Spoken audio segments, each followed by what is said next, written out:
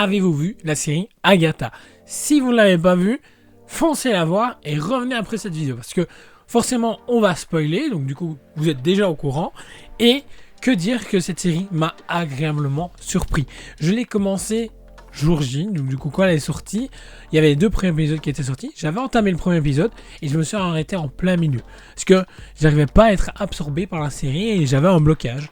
Je partais avec un mauvais préavis. Je me disais, ouais, ça va pas être bien, ça va rien amener. Surtout que j'attends énormément de choses qui doivent arriver et surtout avec ce qui avait été teasé juste avant. Je veux dire, il y a quand même Robert Downey Jr. qui va revenir, il y a les 15 Fantastiques qui doivent arriver, il y a le prochain Captain America, les Thunderbolts, Daredevil Born Again, et j'en passe. Il y a tellement de trucs qui sont prévus que là on nous présente Agatha qui sort pendant la période d'automne et qui arrive en même temps pour Halloween. Je trouve que le thème s'y prêtait fortement, bien sûr. Je trouve ça intéressant qu'on retrouve une Agatha qui est là depuis 3 ans, justement, dans son illusion de vie et qui ne sait pas ce qui s'est passé, ne sait pas ce qu'elle est réellement, et par la suite de l'arrivée de Billy Maximoff, qu'on découvrira que c'est plus tard Billy, et ben ça crée justement le déclic de ce qu'il va avoir, des petits échos de se faire ouais, ça c'est bizarre, ça c'est bizarre, c'est bizarre.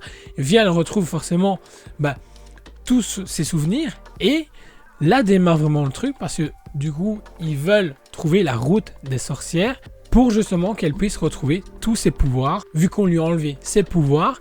Et on va apprendre à mieux connaître le personnage qu'on nous a introduit brièvement dans WandaVision. C'est vraiment la suite directe à WandaVision et de Doctor Strange 2, du coup, parce que si on ne sait pas des éléments qui se passent dedans, du coup on ne comprend pas tout forcément.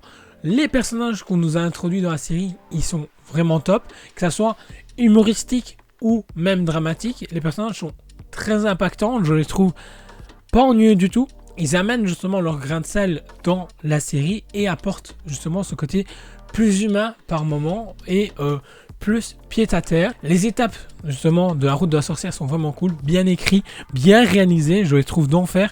Ils amènent vraiment le plus quelque chose de féerique par rapport à la série. Je trouve cela vraiment top, et le fait de découvrir que finalement Billy Maximoff est justement dans ce nouveau corps parce qu'il a été enlevé suite à ce qui s'est passé à Westview, je trouve ça hyper cool. Je trouve que l'acteur joue hyper bien, personnellement. La scène où on le retrouve en costume, mais c'était énorme. Franchement, c'était vraiment d'enfer. C'est le truc qu'on ne le voyait pas arriver. Ils l'ont mis et ils ont rendu le truc accurate. C'est accurate par rapport aux comics. Il y a justement le style de diadème, de couronne qu'il peut y avoir, qui est très différent par rapport aux comics où c'est un style de foulard. Là ils ont représenté ça autrement, mais ça fonctionne, c'est hyper cool. Il est à la recherche en plus de son frère. On pourrait dire qu'il est à la recherche de sa mère, mais pas du tout, comme s'il avait une sensation de il s'est passé quelque chose mais il ne peut pas mettre de mots dessus. Et du coup le fait de rechercher après son frère, savoir où il se trouve, c'est vraiment cool, et ça amène justement sur peut-être la suite de l'intrigue, parce que la série a énormément fonctionné. Elle fait partie des meilleures séries de Disney+, en termes de Marvel et Star Wars, tout compris. Donc ça c'est vraiment cool. Une série qu'au final, beaucoup de gens crachaient dessus. Moi le premier, elle a réussi à me surprendre et se rendre hyper intéressant. La relation qu'on a entre Agatha et Billy est énorme. Franchement, hyper bien travaillé. Sachant que elle, justement, on apprend énormément sur son histoire, ce qui s'est passé auparavant, depuis combien de temps elle est là, le fait comme quoi elle a perdu aussi également son fils, suite justement à cause qu'on découvre un nouveau personnage qu'on espérait voir bien avant avec Thanos pour les comics. Et justement c'est la mort qui est présent.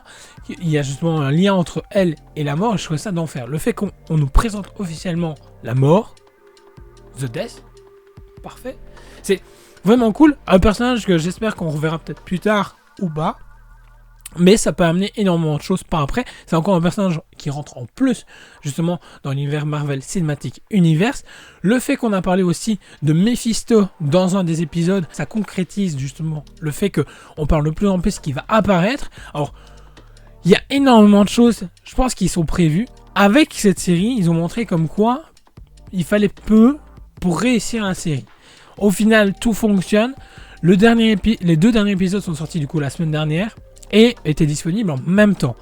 Et tant mieux, parce que l'avant-dernier épisode est un beau combat de fight. Il y a des éléments qui se passent qui sont hyper top et hyper cool. Et le tout dernier épisode nous explique clairement ce qui s'est passé auparavant et nous tease ce qui pourrait passer prochainement. Alors franchement, j'espère qu'ils vont annoncer du coup, ce serait cool justement avoir une série sur Billy avec Agatha qui va du coup l'aider à trouver justement son frère et vraiment voir jusqu'où ils peuvent aller. Est-ce que ces personnages-là effectivement reviendront? Est-ce que ces personnages-là reviendront dans les Young Avengers?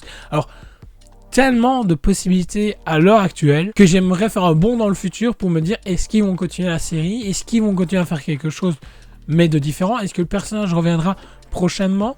Je trouve que c'est un gros problème à l'heure actuelle, c'est de savoir où on va avec certains personnages ou pas.